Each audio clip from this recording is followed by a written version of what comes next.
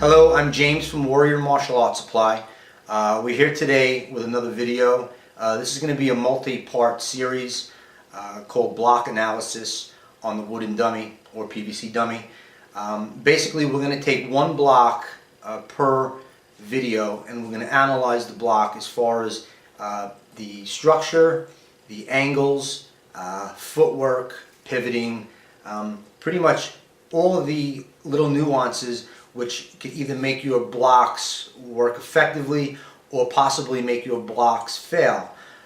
So we're going to go over that on the two different dummies that we have here. One is going to be the traditional dummy with the traditional upper arm layout, and then the other one we're going to make the comparison is going to be our new Centerline Dummy. Now again, I said this in all my videos, I'm going to say it in every video, do not take any disrespect or offense to some of the things that I'm going to point out that I feel on the traditional wooden dummy arms put you in a compromised or not the best structure. And I understand totally that you have to adapt to the wooden dummy because it's not a human being. And any wooden dummy, whether it's a centerline or tradition, is going to have limitations. So in these videos, not only are we going to identify the proper structure, proper angles, but we're going to also find where do the limitations lie in both of these products. And again, not saying that one is better than the other. It's just an analysis that something I've been discovering over the past week in actually designing this product has me thinking a lot about the blocking system and about the geometry and the physics. So we're going to go over that one at a time for Boang Sao today. Today's going to be the first video, and it's going to be on Boang Sao. Okay, first thing I want to talk about with Boang Sao is the application. It's designed for straight line strikes. It's not designed for a hook punch. We have different blocks for that. Boang Sao is designed for a punch which is coming on your center line. Down the center line, it could be most likely going to be on your frontal center line as well. Boang Sao, the nature of Boang Sao is considered a yan block. Yan blocks are the blocks in the system where we use the block on center line, means we cut into center line, we go into, we meet the energy, the force with our own force. The yin blocks are the blocks where you're blocking to your gates, where you take the strike from center line, you contact it on center line, and then you redirect it to one of your gates, whether it's the right or the left, depending on the block you choose, and depending on the facing that you have. There's always a better way. You can do it one way and be in a good position with one type of footwork, and you can do it another way and be in a better position. So again, there's not only one way to do it, and I'm well aware of that. And of course, footwork is also going to make a difference in some of these blocks with the structure, and will also determine whether it's going to work or not. So for instance, if you Boang Sao with correct footwork, it may put you in a good advantage position where you can get behind the guy's leg, for instance, and he's trapped in a way where his leg is trapped and his other arm is trapped. You can also use footwork incorrectly where you can pivot the wrong way, where you're going against yin and yang flow, where you actually make your block, no matter which block it is, Boang Sao included, either it could be weak, you can make it weak, or you can make it to the point where it can collapse and not work for you. So there's always going to be a sweet spot to every block. And again, Wing Chun is a very technical system. It's based heavily on physics and geometry. I'm going to stick to all my points that I try to make about the structure of these blocks between the two dummies. I'm going to keep it to the simple math, the math of the sciences that we use in this art. And it's irrelevant which lineage you come from or who's your sifu. These certain truths, the math of the system, does not change. And the math is where we get our centerline from. The centerline theory is all based on angles, geometry, which is all math. So again, that's how we're going to break each one of these blocks down according to the geometry and the physics. There's basically three different angles you have to keep conscious of when you're working and doing the Boang Sao correctly. First angle is going to be the actual angle of your Boang Sao. Your Boang Sao angle should be approximately 135 degrees. The bend of that arm is what's going to cause either the strike to deflect properly. If it's too straight, it'll just slide off the side, or it can get through. If it's too bent, it can collapse. So that angle is important for that reason. The other two angles that you have to realize that are going to take into effect when you actually utilize this in an actual situation or an attack is that you have another angle you have to be wary of. The second angle is when you do a Boang Sao. If your Boang Sao is too low, you're not going to have enough height for that arm to clear you and not hit you in the face when they're striking.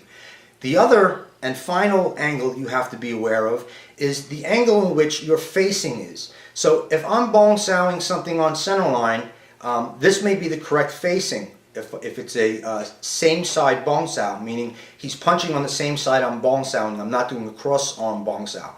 If he punches and I'm in the correct structure and the correct angle, that's the sweet spot. That's where you're going to have maximum structure, maximum strength. As you rotate and change your facing one way too much or the other way too much, you're going to start to sacrifice your structure. Now, when a structure is sacrificed, it collapses, same as a building. Again, this is all based on the triangle, based on mathematics, based on structure. So, for instance, on this dummy here, now when you're doing cross bong, you're kind of bonging in that direction. When you cross bong off of center line, you're kind of doing what I've seen some people do, and they call it like rolling bong, where they make contact with their Boang Sao on center line, and then they pivot it off, and they kind of allow it to have a yin motion. Boang Sao by nature is more of a yan block, and it's mostly used as yan. It goes straight into the core. Okay, so when you're doing that on the traditional dummy arms, when you're Boang Sao and you're imagining centerline strike, the only arm that's on this actual centerline is the middle arm. Okay, that would be where the strike would be coming at the high line. But again, because these arms are set for yin position, we have to make do, we have to go where the arm is. So in training, if I'm staring square to him and I'm going to do same side bong, I'm technically still getting hit with that. Okay, so that is not the correct position. We all know this and we know why. It's because, again, dummy has certain limitations, and all equipment does. I'm just pointing it out, and I'm pointing out to show, there's a difference between yin and yang blocks, and there's a difference with the position of the dummy arms. So if you're doing cross-arm bong, now cross-arm bong means I'm actually going to be doing, with this one I did bong with my left on his right punch. Now I'm going to be doing bong with my right on his same right punch. Now this is the Boang Sao you see in the first two sets of the dummy form, where you're going to turn in bong, and then you step tanda with seat ma footwork and hit the trunk. Okay, now again, for that application, you're kind of doing Boang Sao more of a yin motion, because you're going to the outer gate. Okay, you're not going into the center line. Now there's a reason why this is so important. These angles, and I know it's only off by maybe an inch or a couple inches.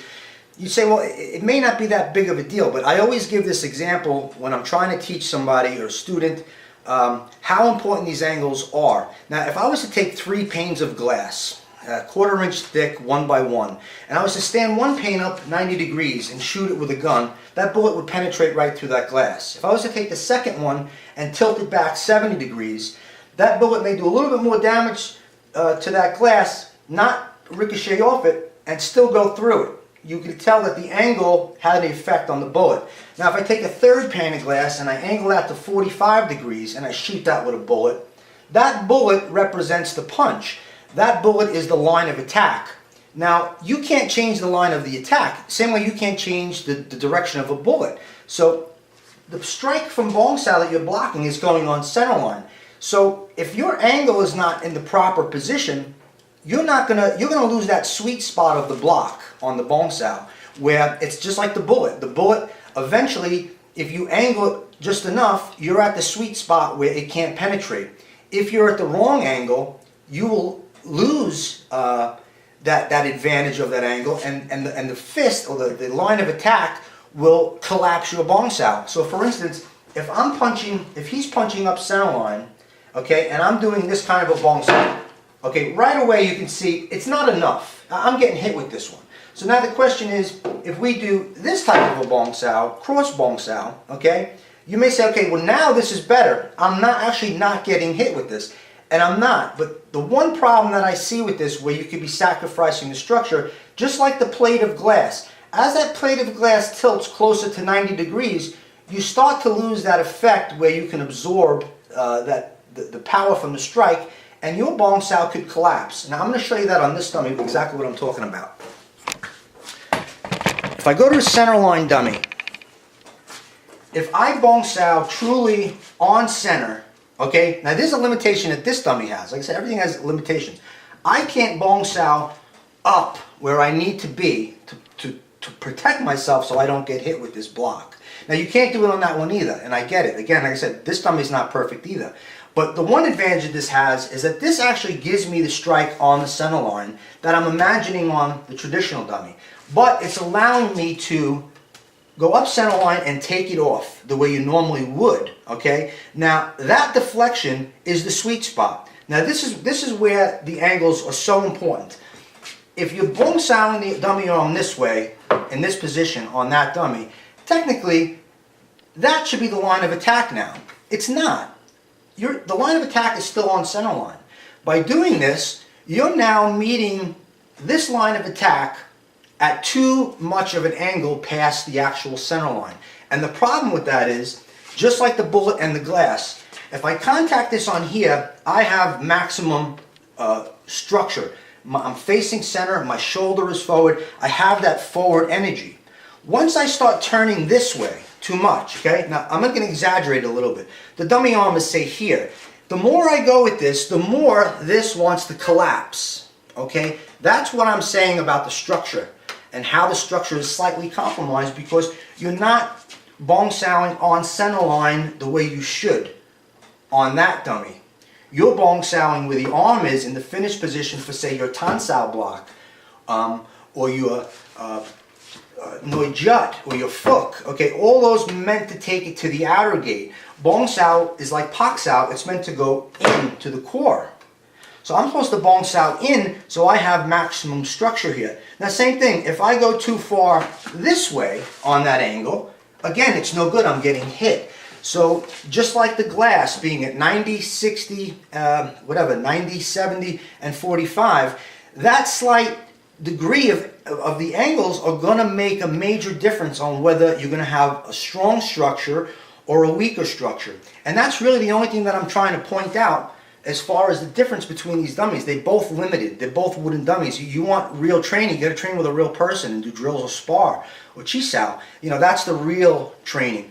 You know, as it is, because it's the closest thing you can get. But on a device, you have to realize there's limitations, and I'm just trying to point out some of these limitations so people can understand that I didn't come up with this design just to say, hey, I'm going to just make a longer arm, I'm going to make it move right to left, and it's going to be really cool. You know, it is kind of cool, but there's a science behind the reasoning for some of this, reasoning behind all of this, and I am actually learning so much from this already. And, you know, I've been training in Wing Chun probably for about 14, 15 years. Only the last 5 years under a real qualified, excellent instructor.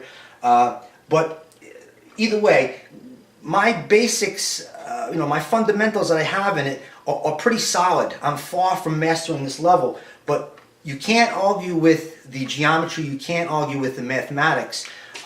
Those are the facts. This is what I had said originally. The arm on this one is giving you the potential to deal with the strike on the center line, okay, which that one doesn't.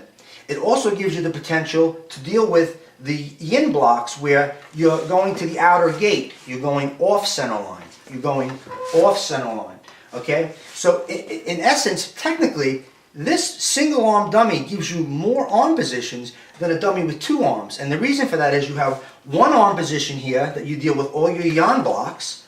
Jam, Bong, Bu, Wu, sorry, that's yin. Okay, and then you have the ability to do all your yin blocking, which is what that dummy is set up primarily for. So you have the center position, then you have the outer gate position on the left, and outer gate position on the left, on the right. That's 3 positions you have with one arm. And again, the length of it is also true to a real arm. So now you can cover more distance. You can bridge from a further distance, more realistic. So basically today, that was my take on the Boang Sao. on the difference between the two. Hope you enjoyed it. Like I said, we're going to do a video on each one of the blocks. Next block we're going to do will be a yin block. So we're going to go back from yin to yang to yin, and we're going to do that until we hit every block in the system. Okay, I hope this video was helpful, and hopefully you can see my vision for this product, and like I said, we'll see you soon with the next video. Thank you.